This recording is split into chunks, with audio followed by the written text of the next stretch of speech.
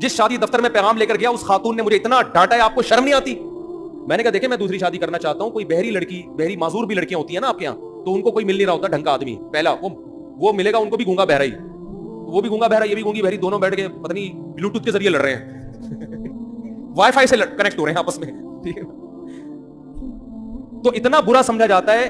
हालांकि देखो, कोई गूंगी बहरी होती तो कम से कम उसको हम घर दे रहे हैं, अलग ठिकाना दे रहे हैं, लेकिन शादी दफ्तर में खातून बैठी और डांट के भगाया उन्होंने मुझे।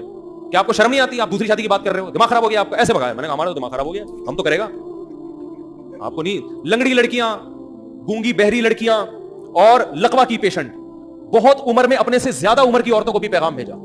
मैं यंग था और मैं 48 साल की खातून को, कंवारी थी लेकिन 48 साल की हो गई, रंग भी ब्लैक, उनको मैंने निकाह का पैगाम भेजा। उन्होंने कहा नहीं, दूसरी बीवी मैं नहीं बन सकती। मैंने कहा बैठे रहो, एंजॉय, अब तक एंजॉय इन्ना लिल्लाह हो चुका होगा मेरा ख्याल है, अब तक एंजॉय करो लाइफ। भैया वो ठीक है, नहीं करें, उनकी